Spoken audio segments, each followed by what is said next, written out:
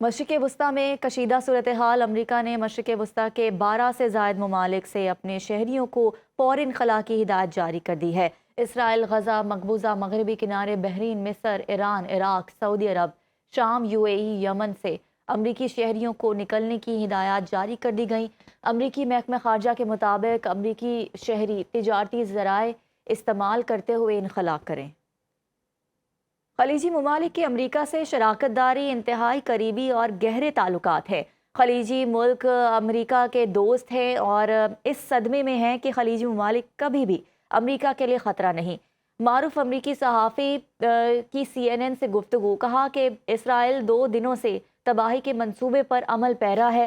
اسرائیلی بدنیتی اور مذموم عزائم کے تحت عرب اتحادیوں میں انتشار پیدا کر رہا ہے۔ اسرائیل خلیجی ممالک کو صفحہ ہستی سے مٹانا چاہتا ہے۔ مزید کہا کہ اسرائیل پورے مشرق وسطی کو اپنے لیے سیکیورٹی رسک سمجھتا ہے۔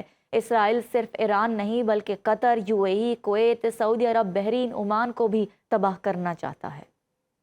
ایرانی وزیر خارجہ عباس عراقچی نے کہا ہے کہ خلیجی ممالک سے جنگ نہیں، امریکہ سے ہے۔ خلیجی ممالک میں موجود امریکی اڈے ہمارے ہدف ہیں۔ مشرق وسطی کے ممالک امریکہ پر دباؤ ڈالیں۔ امریکہ نے سفارتکاری سے غداری کی۔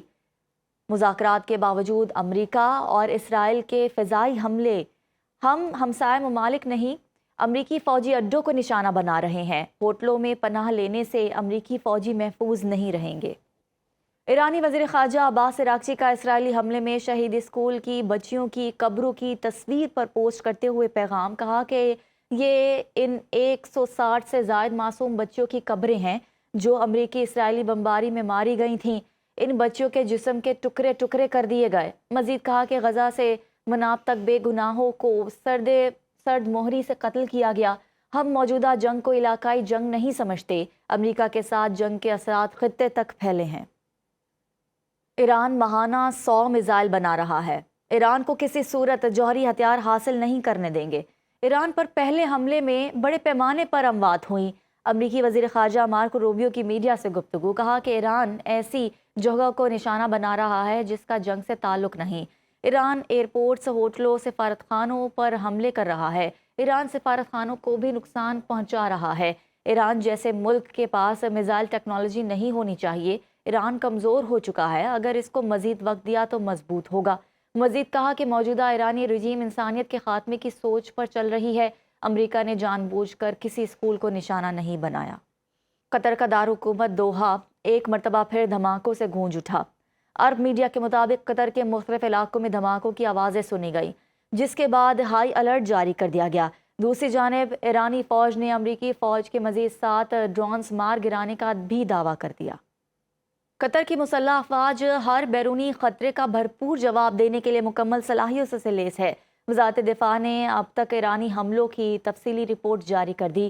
مجموعی طور پر 101 ballistic missile, 3 cruise missile, 39 drone اور 2 Su-24 لڑاکا طیاروں سے حملہ کیا گیا۔ رپورٹ کے مطابق قطر کے دفاعی نظام نے 98 بیلسٹک میزائل، تمام 3 کروز میزائل، 24 ڈرون اور دونوں Su-24 طیاروں کو کامیابی سے روک لیا۔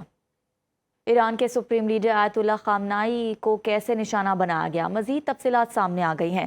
آیت اللہ خامنائی کو نشانہ بنانے کے لیے اسرائیل نے تہران کے ٹریفک کیمروں کو بھی ہیک کیا اور ویڈیوز خفیہ طور پر تل ابیب منتقل ہوتی رہیں۔ برطانوی اخبار کے مطابق پاستور اسٹریٹ پر محافظوں اور ڈرائیورز کی نقل و حرکت مسلسل نگرانی میں رہی۔ مخصوص کیمرے سے کمپاؤنڈ کے اندرونی معاملات اور پارکنگ پوائنٹس کی نشاندہی کی گئی۔ التور تھرمس کے ذریعے سیکیورٹی اہلکاروں کی طرز زندگی، ان کے رہائشی پتہ اور راستے معلوم کیے گئے۔ رپورٹ کے مطابق اسرائیل اور CIA کو خامنائی کی میٹنگ کے وقت اور شرکاء کی پیشگی اطلاع تھی۔ حملے کے وقت موبائل ٹاورز جزوی طور پر غیر فعال ہو گئے، جس کے باعث حفاظتی عملہ ممکنہ وارننگ سے محروم رہا۔